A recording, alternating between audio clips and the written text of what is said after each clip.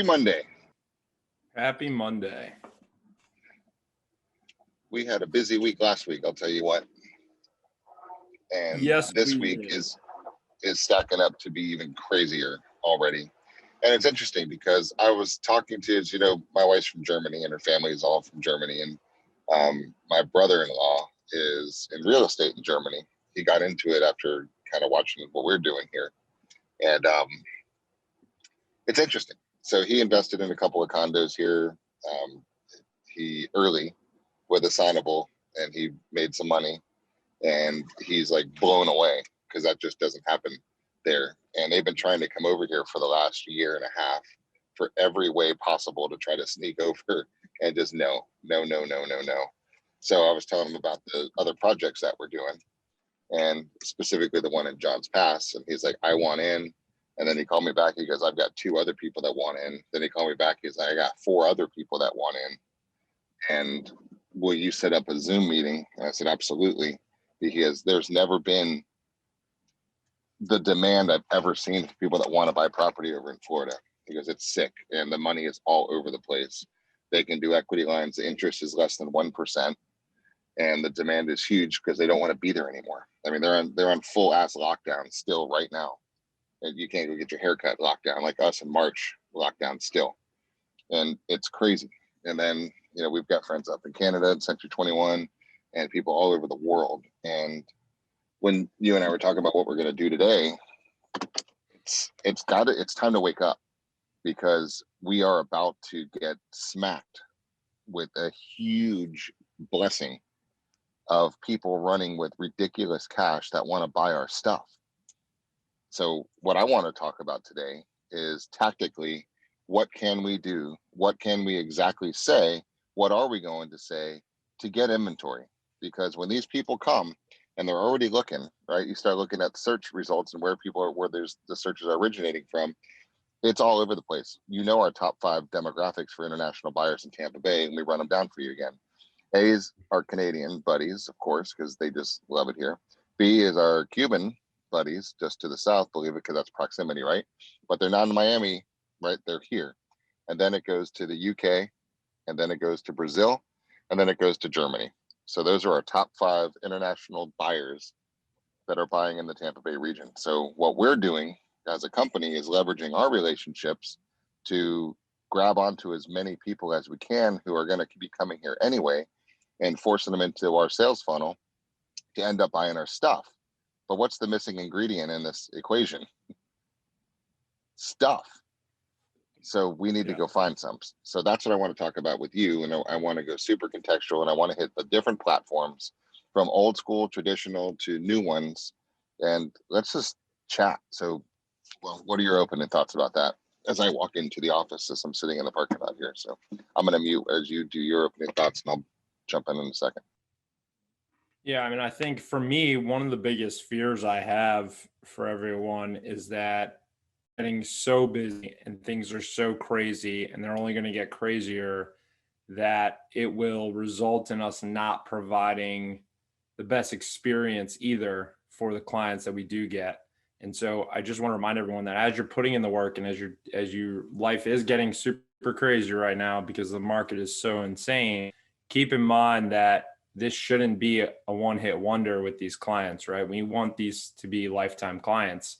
And I think a lot of times that's easy when you've got 1 or 2 that you're working with. That's a lot harder in this environment when you might have 5, 6, 7, 8, 9, 10 deals, some of you at the same time. It's a lot harder to make sure that you're building relationships with each of those people, that you are providing a great experience for each of those people. And that's something I just want to point out too, as we get, we're going to talk a lot today about how do we get inventory. And then the other side of that, of this equation that we're also going to talk about is, yes, we've been hammering get listings, but we want those buyers that are coming in, we want them as well, right? So we need to make sure we're attracting the buyers that are coming in from Canada and Cuba and Brazil and Germany and the UK. So that's also very important. So we'll talk about some things we can do for that. But I think it's just super important from a longevity perspective of your business that we are providing a really good experience, because there's no question, ask any of our top agents that were there on Friday celebrating, the one common theme is that most of their business is coming from past clients, right? Well, right now is your opportunity to get a lot of past clients. And that means that you have a huge opportunity to build a database right now that will feed you for the rest of your career if you play your cards right, if you are willing to work and go get inventory, if you're willing to work through the chaos and still provide a great client experience. Then you literally have the potential, if you're just starting, you have the potential right now to build a business that will feed you for a very, very long time. But you only have if we're actually putting in the work and strategically doing it right now. Perfect. And you're right. So from a past client perspective, that's the name of the game, but you always have to start with that first one. And let's go. So let's talk about simplicity, because that's the way my mind works. Like, where's the money right now, right? Because there's two ways to grow your business. You got to keep your long-term branding going. I get that. But you also want to stockpile as much cash as humanly possible in Q2, I'm assuming, right? So how do you blend those two? Because one's an ongoing basis and it takes time. The other one is in your face, right? The other one is face to face, belly to belly, eye to eye, phone calls, door knocks, mailings, postcards, post in your face, auto networks, messenger, DMs, LinkedIn, right? It's saying, hey, let me stop you from what you're doing right now. I'd like for you to pay attention. Please pause what you're doing. Stop. I need you for a second. I need your help. Urgent problem happening right now. You can help me. We're friends. I need your help. Stop for a second. Pay attention. Right? So, and that's the whole game of marketing is that right there. So let's take that thought. How do we do it? Let's just run through the platforms and let's talk about what you would say, what I would say on the different ones, and let's do it. And let's get commitments from you guys to make this the best week you've ever had ever, by a little bit of aggressiveness, a little bit of active marketing. Yeah, I think the two school of thoughts, right, is, and you should be doing both. There's activities that you're going to do, even when it comes to social. Let's just take social as its own little thing. Even on social, right, the posts, whether it's my post, the post you're doing, all of that, most of the time, that is a long-term or longer-term strategy of just staying top of mind, just staying in communication, just staying in touch, right? It's a touch point. It's not a sales point. Now, I always stress that these platforms were designed to be social tools. They were designed to be communication tools. They were not designed to be sales tools, right? And I think people get caught. There's some people who only use them to try and sell, which isn't the best way to do it. Some people use it to only communicate and brand, which also isn't the right way to do it. And so there needs to be a balance of both. I think every day we need to be taking activities, right? Which is what the daily marketing guide is kind of all about, is it's giving you things to do that are going to help you from a branding and longevity perspective, right? Post consistently, go comment on people's stuff, just start some conversations. Those are longer term, slower things, right? And then there are things that we should be doing that are much more tactical, where we can go into Remind, pull people with top sales scores, then go on LinkedIn, go on Facebook, find that individual and reach out to them with a message like Jeff just said. Hey, wanted to connect. I saw that I was doing some research on my neighborhood because I care about what's going on in it for a lot of reasons. I have a lot of business going on in there. And so what people's homes are worth and what things are selling for really affect me, and they affect my clients. I wanted to reach out because I saw that you had 270 grand of equity sitting in your house. Things are getting crazy. We have zero inventory. Your home is likely worth more than it ever has been. Would you like to talk? Right now, that one-on-one outreach, that's a sales tactic, right? And those are important. And, I think a lot of us don't want to become salesy. There's a time and a place for that. And I think sometimes you need to do that. If you want to eat today and you really want to build this database and your intent is in the right spot, right? And that to me, that's everything. If your intent is, I want to go in and I want to help this individual because their home truly is worth more than it ever has been, it truly does And maybe it doesn't, right? And that's the other thing. When you have a conversation, let's say it's Jeff, and I find out, well, Jeff says, yeah, but I've had someone renting that property and I'm making $3,000 a month. Awesome. Jeff probably shouldn't sell that house, right? So I'm going to tell Jeff, listen, keep doing what you're doing, man. Do you have any other property? Would you like to take that $3,000 and turn that into a third property that's making money? Or you say, that's awesome, you're making $3,000. You know you're sitting on a couple 100,000. Do not ever sell that piece of property unless you have a better use for that couple $100,000, because there's no better time to snatch that out. But keep it, man. If it's working for you, love it, right? So at least throw the options out there, because they need to actually know that. The point is the one-on-one outreach needs to be happening. And that doesn't mean that you only do that and you don't do the regular posts and you don't do the other stuff we talk about. That you need to be doing both right now. And one is designed to try to help you get business today, and one is designed to help you get business week, month, year from now. I had this guy, you'll appreciate this, and this is what big pet peeve, right? I had this guy send me a message through Messenger, right? You know, when you're not friends, right? So, but I guess some of the stuff that I post on Facebook still public, and it's like, hey man, you know, I love watching the content. You guys are doing great. Love to see the success. Everything's good. Blah, blah, blah, blah. And I'm like, who is this guy? Not even friends with him. And then I'm like, hey man, thanks for the kind words. Hope all is well with you. Thanks. You know, just a normal reply. And then it wasn't 10 seconds later. So what are your financial planning goals for this quarter?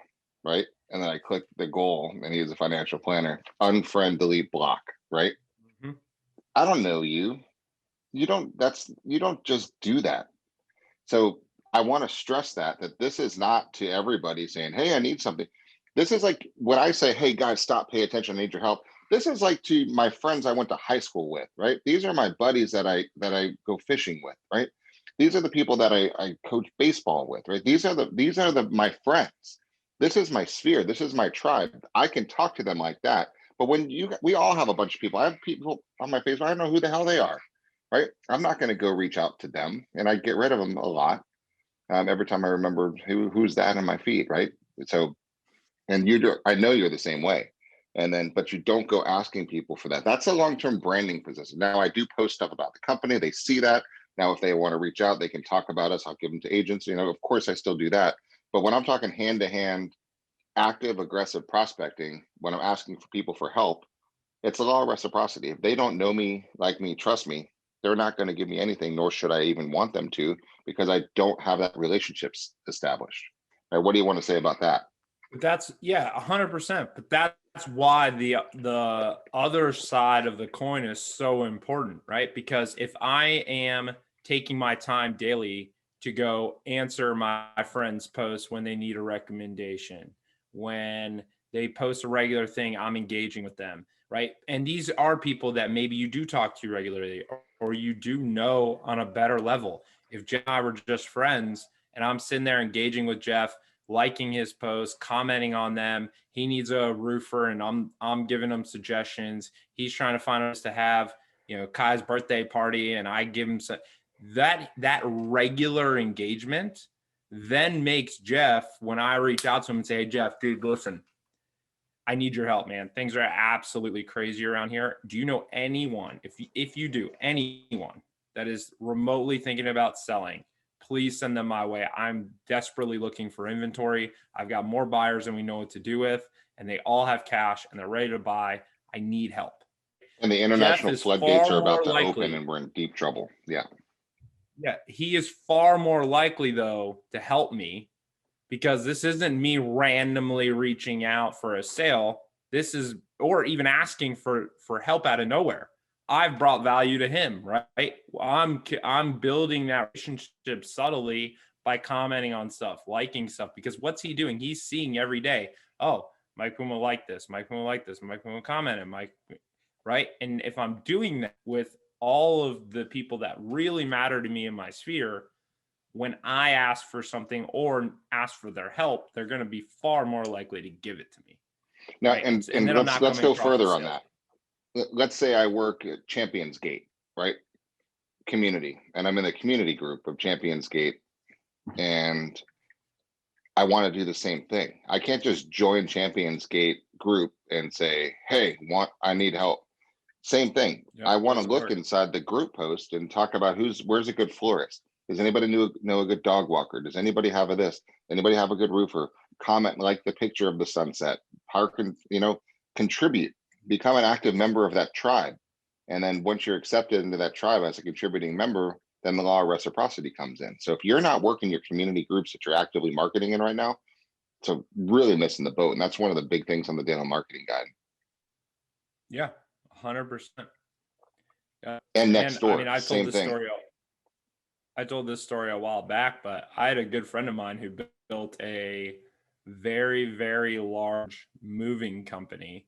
And what he would do is he would just randomly post in these community groups like, hey, I've got a fleet of trucks. If anyone just needs trash or anything thrown out, let me know. I'll stop by. I'll pick it all up. Anything you're giving away for free, anything you need hauled, just let me know.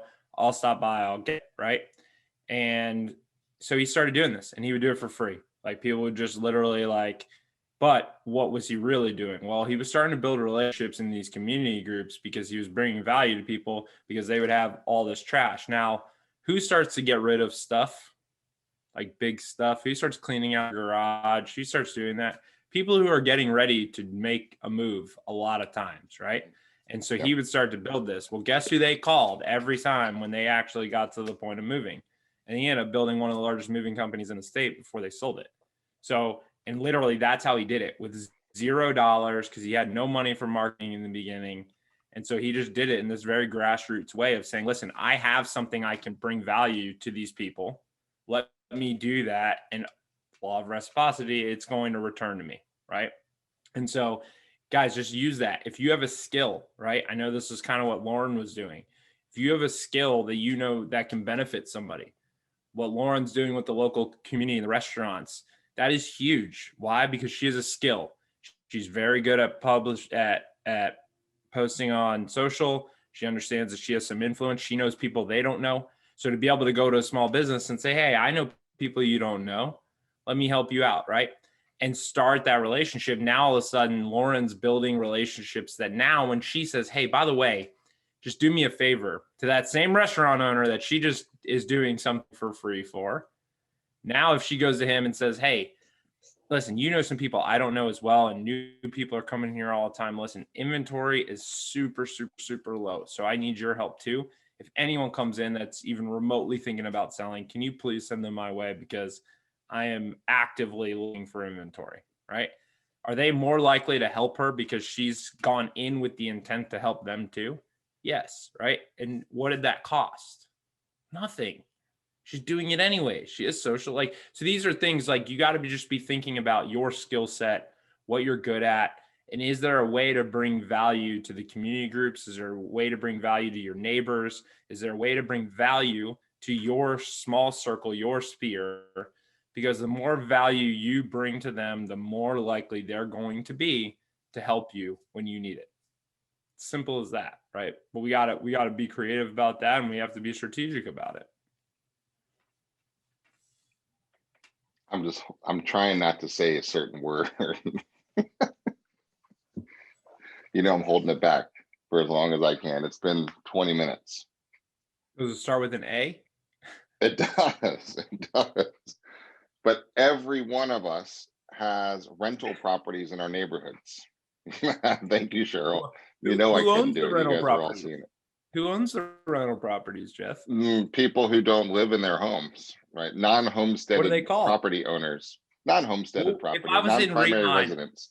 If I was in Remine and I wanted to sort that, though, is there a thing I would click that would sort that for me? Yeah, there's a button. I forget what it says, but there's an in-state and an out-of-state function you can actually put in there.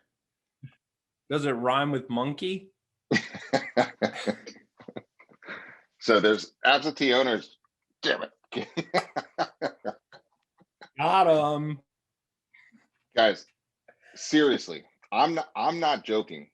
I'm not joking about the surge that's coming. Right? We talked about it a lot last week too. Mike, this is deadly serious.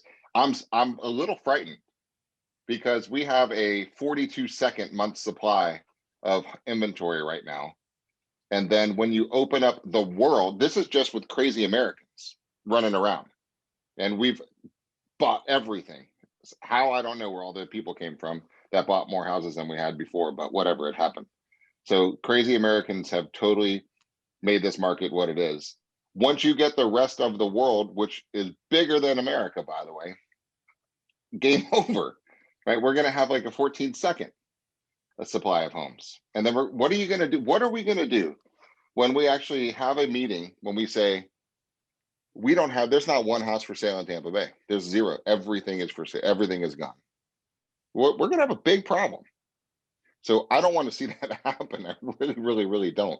And so what we need to do is, and we're in major, major, major danger of that actually happening right now. And that's not a joke, right? Like if nobody lists a house today, we're out of business by the end of this month. The entire Tampa Bay industry is. It's hard to understand and wrap your head around that's actually feasible. It's like we're Charmin, right? We're Charmin in early May, and they're saying, dude, yeah, all the stores are calling and saying, dude, I need like quadruple my order of toilet paper. They're like, dude, why? I don't know. They're buying the shit everywhere. I just need more. Why? And then they get the call from Kroger, and they call from Publix, and they call from 7-Eleven. They're like, what? What are you talking about? Well, what do you mean I'm out? My 10-year-old, my 10-year-old, when the whole thing first started and toilet paper sold out, my 10-year-old goes, I think the CEO of Charmin started COVID. that would have been really intense strategy, but hey, that is a good one. You may not be wrong. Yeah, but that is what it's like. And they were probably sitting back going, wait a minute, what? You're sold out of toilet paper. What is that? What do you even mean? What is that? I don't understand the words coming out of your mouth. Is that real? Like we've had this supply chain dialed in for decades now. It is perfect on supply and demand. You're good. Your numbers are off. Call me later. Bye. Right? Big problem. Yeah, it's hard to believe, but it's real. And I don't think we'll get down to zero, but we essentially already are, right? I mean, when you look at the number of buyers versus the actual listings, we essentially are at zero. I mean, there is so much demand. But everything that's on the market for more than 5 days is crap. And the bigger challenge you have too right now is that usually new construction would fill a lot of that void and that gap. And it can't, because the cost of construction has gone up so much too, right? And they can't build them fast enough. And my fear with that is you're going to start to see what we saw a little bit in the new construction world right before the last recession, where a lot of those builders were building homes so fast and started substituting different materials because they could get them, and they could get them faster, and they could get them cheaper. And next thing you know, what do we have happen? We had a lot of issues with a lot of the new homes. There's a very high end, I won't say it what it is. There's a very high end neighborhood being built up my way that we actually looked in because I loved the design of the house, but I was watching how quickly they were building these homes. And I was like, there's no way. I'm not doing it. I mean, they're building homes in weeks, like few weeks, homes up. And I'm not talking about small homes either, right? And so when you watch this, I'm like, they are slapping these things together because they're trying to meet the demand, right? And they want to take advantage of this market. But to watch them build the way that they're building tells me that they're going to have some challenges. So the new construction world is not the answer entirely, right? Will it help? Yeah, maybe a little bit. So to Jeff's point, all roads lead to absentee owners. And as painful as that is for me to say for him, it's 100% the way that it goes. But the reality is most of those people do not have to own that property. A lot of them have not been financially benefiting it from that property the way that they either did or thought that they would. And it's the time for them to be able to cash out, sit on it, or do something else with it. So there are a lot of absentee owners, and we're seeing it, right? With what we're doing with our VA. I mean, she's getting a lot of people raising their hands. It's taking a lot of phone calls, but she's getting a lot of people to raise their hands and say, yeah, I would sell. Absolutely. Right. I got a couple bookmarks. Number one, I just want to notate the fact that the seed's growing and Puma's looking for new houses. So I'll just let that one pass. Second one, from an absentee owner perspective, here's a good analogy for you. I was trying to explain something to a neighbor the other day over the weekend. And I said, look, I've got a few suitcases, right? They're in my closet. I'm not using them. They're extra. I'm not traveling anywhere right now. If there was a suitcase shortage and people were willing to pay $1,000 for a suitcase, I'm an idiot for not going to pull an extra suitcase I'm not using and sell it to somebody for $1,000, right? It's sitting on my shelf. I'm not using it. It's worth way more than I ever paid for it, and I'm physically not using it anymore. And I know it's a short-term blip, and I know I can buy another one later, right? All facts, all factual statements. I'm an idiot for not going to sell my suitcase to somebody. Absentee owners, you're living in Peoria, you have a condo down here, you're not using it, it's sitting here, somebody's willing to pay you way more than you paid for it. It's worth way more than it's ever been worth before. You can get another one later. It's not an emotional transaction, most likely. Maybe it is, but most likely it's not. And you're crazy for not selling it, right? That's the conversation about what's going on with absentee owners right now. That's why I push it so hard, because it's not the emotions of where you raised your kids. It's not the emotions of I love my neighbors so much, right? It's not the ties to, right? Now, sometimes it was your grandparents' house, and I get there's emotions to it. But the majority of the properties that were purchased when they were drunk having a pina colada on vacation and found a little condo and they bought it, right? Yes, it's a place they like, but it's easy to sell. It's way easier to sell than somebody who has to uproot their family, pack, move, find a new property, find a new school, do all their things, and go through all those emotions, guys. That's not that's not that's not what that's smart money right now. So I know a couple agents that are just sending letters out from Remind, just letters. They don't even want to make the phone call. So don't, right? Don't. I'm not saying don't. If you don't like doing something, guys, stop fooling yourself and us and just don't do it. Stop it, right? Go do what you want to do. Pick the lane that you enjoy doing and just go all in on that one. We're just telling you where the smart time is right now, which leads to smart money. And the smart money is to sell properties that people are not emotionally attached to, right? That's just the smart thought process right now. So do that or don't, your choice. But I'm just telling you, there's a big ass surge of people coming into this country soon, this summer, hopefully, and they are already looking for pieces of property. We are going so full throttle. This will blow your mind. I've got this project, 25 units, right? And I haven't even taken it through approval process yet. I've got 13 of them already sold, and we're selling it for cash, 100% of the money up in cash, 700 grand down in order to hold a spot. And I haven't even told anybody about it yet, right? This is right in the middle of Johns Pass Village. Probably 12 people even know about the project. And I got 13 of the units already sold. I got the attorney drafting up reservation agreements right now. It's not normal market, right? This is no, I don't want you to buy these right now. And they say, please, can we? Like, well, if you put all the money down up front, it's going to be a year and a half till you can have it. Okay, right? Like, what? What real estate industry am I in right now? But I'll take advantage of the market right now because it's a good product and a good price and it makes sense. Supply and demand, guys. Supply and demand. Supply and demand. So let's take advantage of supply and demand. The problem is there's way more demand coming and there's very little supply. So let's put our business hat on for a second and let's go get some supply. We are pushing hard to get this product through process approved. We got another project we're about to launch here with 26 units right on the water next to the harbor. We are going full throttle with the architects so we can release those projects, that product right now, right? That's what we're doing. We're just having you do the same thing we're doing. And we're just finding inventory that isn't out there right now so people will buy it. So it just really, really, you can sense the passion. And now that mixed with espresso, and we got to do it. Here's something I want to address. So Mike Clemens asked a question, how do you handle an objection with absentee owners if they're making rental income, if they rely on the rental income? Listen, you don't, right? What you do though is you have a real conversation with them. Guys, again, we're not trying to sell someone on something that's not in their best interest. The bottom line is we don't know if it's in their best interest until we have a conversation with them and can really look at everything. because they might only be looking at it from one small piece of the puzzle. And so I always like to come back to this from a business perspective and say, okay, let's say you have a business that's making money, right? What if you could sell that business for 3 times, 7x, 10x? What is that number, right? What would be the number? Yeah, you're making money on a monthly basis. Someone came in and offered you 10x revenue. Would you take it?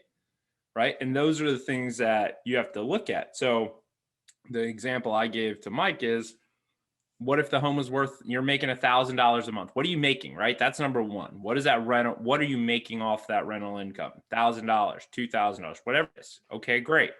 That's $12,000 a year then. Well, if you could make $300,000 because of the sale of the home with the equity in the market the way it is $300,000. What would you do with that? Is that better than you getting 12,000 over the next few years? Right? It's up to you. I don't know, but or 30 grand, right? Like, what is it? If I came to them and said, hey, if you can make 3 times your money right now, would you do it? And they say yes. Well, great.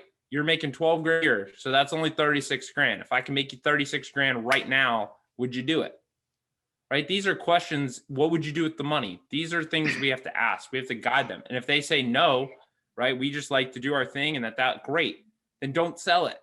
But what if, is there a way to take that $1,000 that you're making and turn it into 2,000 or 3,000 if we start? Yep. So have conversations, guys. Your job is not to sell them on anything. Your job is to guide them and help them. And if it makes financial, and make sure that we're educating them with all of their options, because sometimes, especially when it's your own property, you get caught up in it and you're only looking at it from one perspective, right? You're only looking at it and saying, well, I'm making cash flow. Why would I ever sell this? Maybe you shouldn't, but maybe you should, because in a normal market, maybe that home is worth X and now it's worth 10 times that.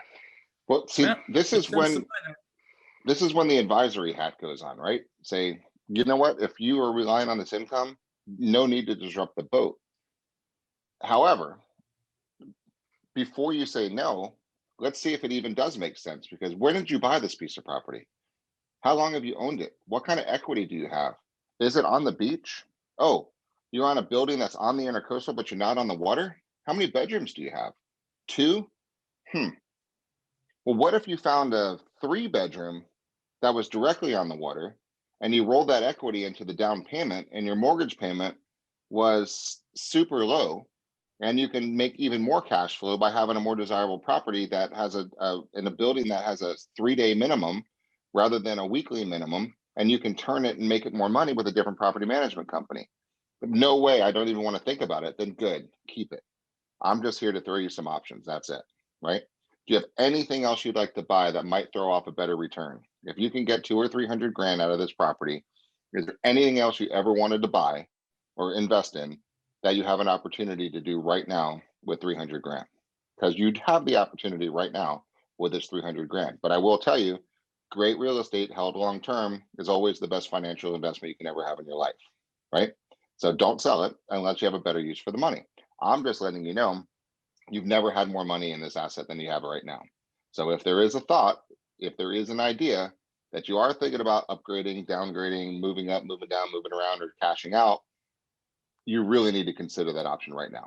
And if you're not, you want to keep it for your kids, awesome. Keep my number. Talk to you later. Hey, by the way, who else in your building you think might be interested in selling? Because you know how great the building is. Who else do you know in there that you think might be close? Because we really need some inventory. Think for me for a second. Who lives next to you? To the left, to the right, to the up, to down? Think for a second, right? And then you've got to keep pushing, because our job, guys, is to find somebody this week that wants to sell real estate, have a presentation, build some trust, connect, right? We spent all week last week doing this, and then building trust, building the connections, and finding who's ready to sell this week. And you can't turn yeses or maybes into yeses, guys. I'm not talking about turning no's into yeses. I'm not talking about that. Don't even waste your time, right? It's looking for the yes. That's what this market is all about right now.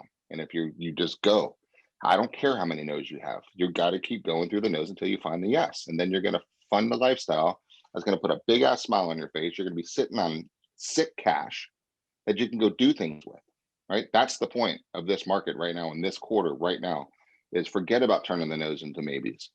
Forget about the maybes and the yeses. It's the, hey, Mike, I need your help. Who in your world's getting divorced right now? Who's getting a job transfer? Whose kids are going to a different school? Whose parents are downsizing? Somebody in your world is thinking about selling real estate right now. I need you to think, give me 12 seconds of concerted effort. Think for a second. Who's pregnant? Who's getting divorced? Right? Realistic. Think about in your world right now. Do you know who do you know that's pregnant right now? Do you know anybody in your sphere? I do not know anyone pregnant, but I do. One of my best friends is getting divorced. Okay. See, guys, all I'm doing is asking questions because this computer, all it can do is do output, right, to the command that it's given, just like a computer. So if I say, which one of your friends drives a truck, right? You're going to sort your friends until you find the one that has a truck, and you're going to say, Joe, right?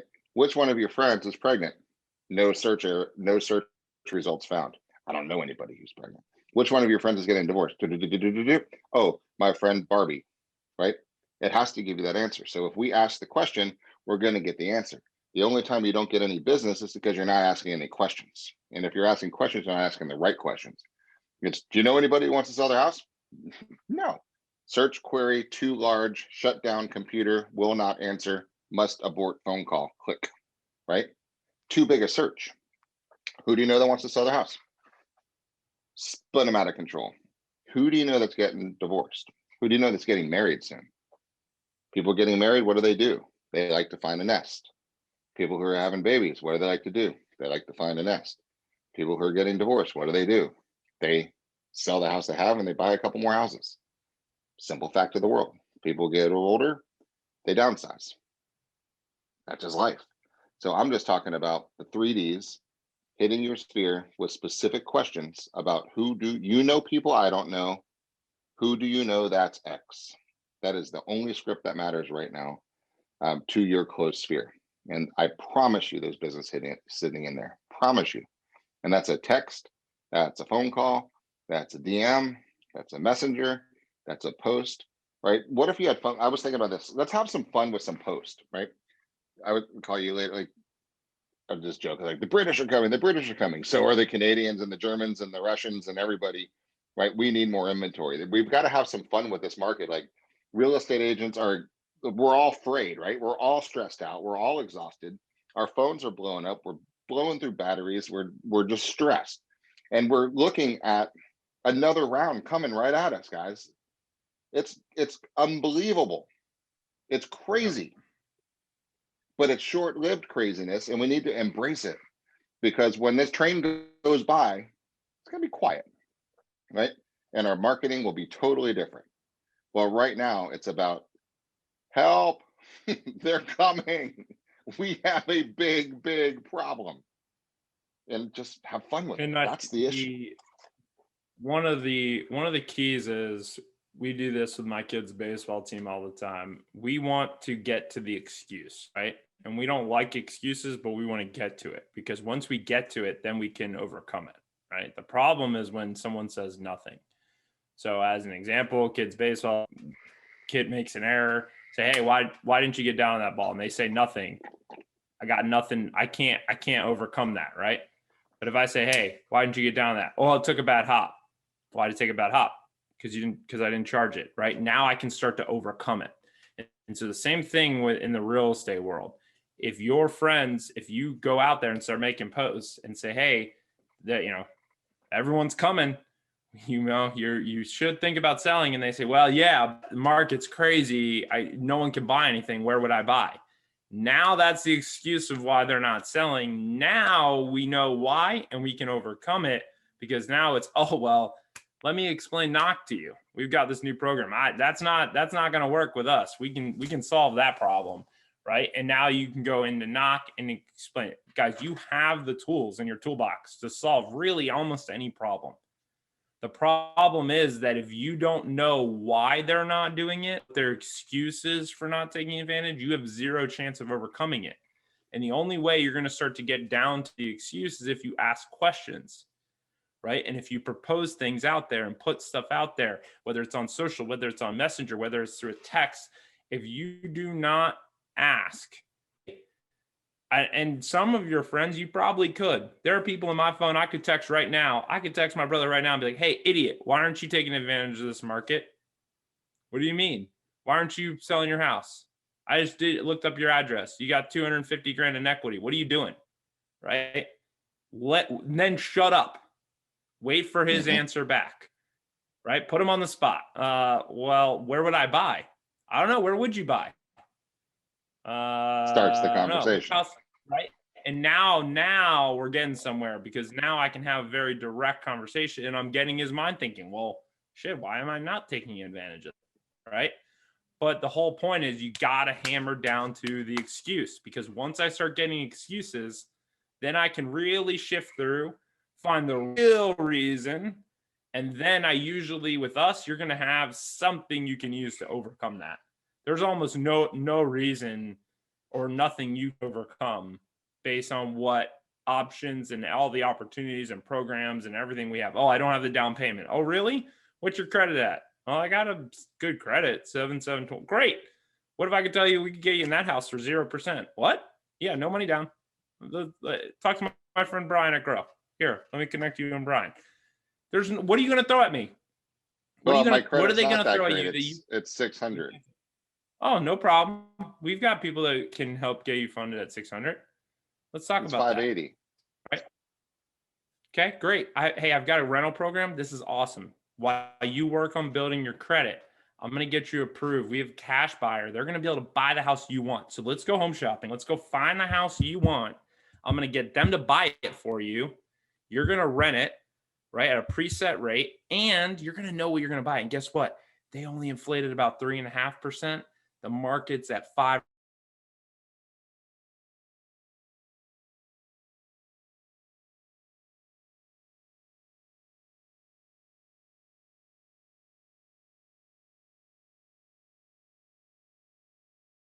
And if it doesn't make sense, then we don't buy it, right? That's the best part. You don't want to buy it, you don't have to. I don't care what it is. You have something for everyone. But you won't know it if you don't force them to raise their hand and tell you why they're not taking the action you want them to take. That's it. That's it. And here's a good little contextual thing to do. Every one of you, right? Every one of us, myself included, right? We have to do one thing. Call the lender you liked working with and say, I need you to pre-qualify me, right? I need you to run me through your approvals. What do I qualify for right now? Here's my tax returns. Here's my pay stubs. Here is my credit score. This is my bank statements. What else do you need? I want a clear picture of what I can afford right now. Period. And then if you own a home, you need to go do a CMA, a SPA on yourself, and see how much equity you have in your piece of property that you have right now. Now, 1 + 1 equals power, okay? Because every one of us needs to know our buying power and our equity. And then you need to really think about things for a second and say, okay, if I were to move again, where would I go next? And be honest with that question, right? And be really honest with that question. Answer it. Okay, really answer it. Now you are a ready, willing, and able purchaser that's interested in moving. Okay, you're able, you know where you can move, and now you have the ability to pull the trigger should you want to. What does this cost you to find out? 0. Okay. Now, what if you really, really, really wanted to live in Breezy Palms subdivision, right? And you really, really, really wanted to be able to see the sunset at night, right? At least watch the sky and have a pool. And it was only on this section of Breezy Boulevard that worked for you. do you think it might make sense for you as a ready, willing, able purchaser to talk to the people on Breezy Boulevard to see who there might consider moving if things were to align? Because A, I have my commission I can apply towards this purchase. The seller is going to have to move somewhere else also. So there's another buyer side. Think about it. And I'm going to sell my house. There's 3 transactions plus a big discount on the property I'm going to buy at the historically low interest rates, plus the excuse to go door knocking and remining and letter sending or phone calling or video texting a real marketplace as a real buyer. Okay. And if we haven't gone through that exercise, how could you expect other people to do it too? Would that be a cool documentation, a little documentary about the process you just went through to say, hey, I'm going to practice what I'm preaching here. I love my house, but this is what my options are. And I'm going to go look around. I've done it. I love my house, right? I am actively way open to doing something if something makes sense. And I'm able, and I'm watching, and I'm set up on search results. You should be too. Okay. So if you're looking for, if you don't have a client, be one. If you have a credit issue, call Home Partners and see if you qualify. If you don't have a ton of cash, call Grow and see if you finance the 100% down. If you have any VA benefits, talk to VA. You remember a Grow? Talk to Grow, right? You're in Navy Fed? Talk to Navy Fed, right? Just go through the process, guys. There's zero excuse, right? I think we just stripped away every excuse you had this morning to make sure you guys, one good, solid person this week is all we need. One, and it could be you. That's the reason to make the calls. That's the reason to connect. That's the reason to find something, and everything starts with action, right? That's the point from today is I hope you got your to-do list. I hope you have your what you're going to accomplish this week goal. If not, take 5 minutes and do it, right? I do it every night before I go to bed so I can try to sleep, right? And Miraculous Monday is the title of my email every morning before Monday about everything that's going to happen to me today, right? With intention, right? And then I have Terrific Tuesday and I got Wonderful Wednesday, right? This is just how I take control over my days of what's going to happen today. Do the same thing. That's it. I'm not talking anymore. No, he's got COVID. Yeah, I mean, listen, at the end of the day, it all comes back to we have to eliminate our own excuses. We have to eliminate our sphere's excuses, and they all have one. And sometimes they're good ones. So go out this week, eliminate your own excuses. Whatever's holding you back, don't let it hold you back. Whatever's holding your sphere back from making their choices, don't let it hold them back. Be the voice of reason, educate, empower, encourage. That's our goal for you guys. That should be the goal that you're passing on to your sphere, right? And try not to smoke in the morning. No crack. Just say no. Usually it's a good positive way to start the week. Don't do that.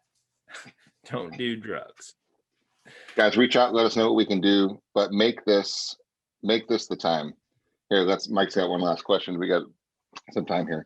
How would you take a $200,000 house you own 100% of and turn it into more? Great question. Are you renting it right now? And what are you earning? These are the questions, right? Because a $200,000 house, follow this, guys, because Mike is a good potential lead. He's not a buyer. He's not a seller. He's a lead, right? So, all right. So here he has a property, 100% equity. It's worth $200,000 and he's making $1,300 a month. So the next question is, do you want more money or do you need any more money? Are you happy living the way that you're living? Because that's the number one question.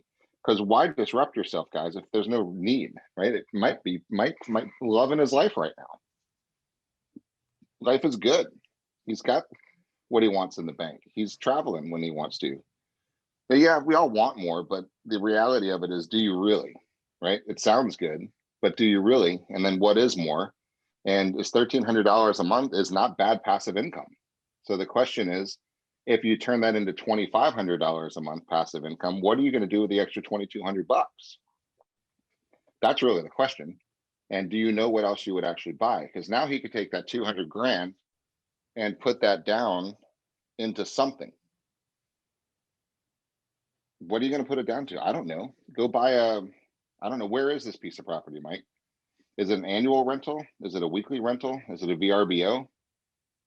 Is it a commercial property? No, it's a house. So all these are questions I want to ask, because he might be very well, he should just keep it. But we're going to find out. He's got an annual lease. He's making $1,300 a month as an annual lease. Now, me, I just know I live on the beaches here, and I know that $1,300 a month is okay, but $1,300 a week is better, right? And the question is, what can you go buy that will spit off $1,300 a week with $200,000 down, even with a mortgage payment? Have you talked to a lender? Do you have credit? Are you able to purchase? Are you able to leverage into an investment property? Right? If not, the first calls I would be making today is to a mortgage loan officer to see, hey, do I have any dry powder? Can I go buy something? If I had 200 grand down, what do I qualify for? And then you go search into the MLS, what's a 1 to 7 day rental property, and where is it desirable? I'd probably go into AirDNA. If you guys haven't checked out that site, it's pretty interesting. AirDNA, like Airbnb, but AirDNA subscription service, but it tells you what properties are renting out for nightly and all the different areas, right? I would do a little bit of research and say, okay, my interest rates, what's my interest rates? What would my mortgage payment be? If I could buy a property forget numbers, right? When you're buying an investment property, it doesn't matter, right? If you qualify for 600 grand, you're like, oh my God, I don't want to spend 600 grand, stop it. Because if you did buy something for 600 grand and you put 200 grand down, now you have mortgage on a 400 grand property or 300 grand property. And what are you going to do? It's 400 grand property. So what's your mortgage payment on a 400 grand property? And then what could you get weekly? And I know of one of the properties we have here, Madeira Del Mar. The last one, it's actually a resale at $599. That thing is likely, I got to say the word likely, going to bring in 70 or 75,000 bucks a year in gross. Okay. Now you're going to manage it yourself. You can hire a property management company. What's your mortgage payment going to be on a $400,000 unit when you put your $200,000 down? And could you make more money in doing something like that? I don't know. But these are the conversations that I would be having with Mike if he's my sphere, which you are. And I'd say, before you even think about it, let's answer some questions. Call the lender, see what you're capable of doing, and then let's see what's out there that might be better. But I really think you can do way better than $1,300 a month with 200,000 bucks, right? So what else could you buy? Could you buy a little fourplex with 200 grand down and finance the rest and have it pay for itself? You know, more doors is better than one door. I would be looking to leverage myself in a cash flow positive way. I don't want leverage in a negative way. I'm talking about leveraging up to a piece of property that brings in more. Now, if you have 4 people paying you $1,300 a month, that's great. But if you have 4 people paying you $1,300 a week, that's even better, right? You following my thought process? So this is the conversation we need to be having with our customers, with our friends, with our sphere, and say, hey, if you have an investment property, let's go through some ideas. Right? I don't know about your accounting, your financial situation. Have you talked to your accountant? Is there any depreciation you'd be taking advantage of? Is there any? There's all kinds of questions. But you see, all I'm doing as a advisor or salesperson is asking my questions. And then what would you do if you had 200 grand sitting in your bank right now? Is there something you could buy? Is there somebody you need to help? Is there any debts you have? You should pay them all off. And if they're paid off, great. What else are you going to do with the cash? So this becomes the kind of the advisory role that we kind of slip into, guys, and just what can we do? There's a million options he can do with that money, but what's the simplest thing to do? Nothing. And most people will take that path of least resistance because it's way simpler than answer. All the questions I just asked him require time and energy, and most people don't want to exert either of those two things until you get a desire for more. So everybody wants more, but most people won't take the steps to actually put in the effort and the thought process and the energy to decide what you do want. Because they're interested in more. We're always interested in more. We're just not committed to it until we are. That's it, right? If you're committed to it, you will do it. You'll do whatever it takes to get it. If you're interested in it, you're going to take a path of least resistance. And the second it becomes too stressful, too much work, too much energy, too much time, you're going to stop because you're not actually committed to it. You're just interested in it. And Yep. I say it all the time. There's a lot of things I'm interested in. There are very few things I'm committed to. And the things that I'm committed to, I will get and I'm working towards, and those things will happen. The things I'm interested in may or may not happen based on everything else, right? They're always going to take a second seat when they need to. And that's the biggest difference. So I think it's that, and that can be tricky, right? It's a lot of your, are they a buyer or a looker, right? They look the same. A lot of times they feel the same. We tell ourselves up here they're the same, but they're really not. They're not the same. There's a difference. And if you don't drill down in your own head and figure out, are you really interested in it? Are you really committed to it? Just is it something that'd be nice to have? Because a nice to have isn't going to happen, right? Unless it just happens to fall into your lap. But if it's something, yeah, I need that, right? My kids need that. I've got to do this. You're going to do it. You're going to find a way and you will do it. And no matter what it takes. And there's a big difference. And that it's not easy to get to all the time.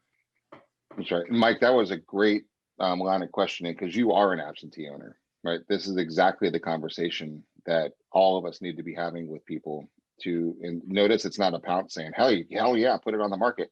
No, don't. Until we answer these questions, because the last thing I want you to do is get dinged with a tax bill, right, on your gain if you don't have anything else that's smart to put your money into, right? Maybe, and then have you ever heard of 1031 exchanges, right? We held a whole class on 1031 exchange. What about a week ago, two weeks ago, Yeah. right? If not, go search it, right? So there's so many questions to ask, and it's about bringing value. It's about bringing awareness and just helping guys. That's it. But you got to talk to people.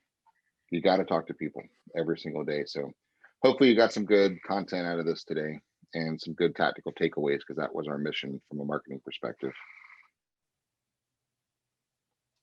As my phone starts ringing in. All right, guys, reach out if you need anything. Make this the best week you've ever had. And that's what I'm going to do, because who else's decision is it other than ours? So let's go make it happen. Have a wonderful day. All right. Bye-bye. See you guys.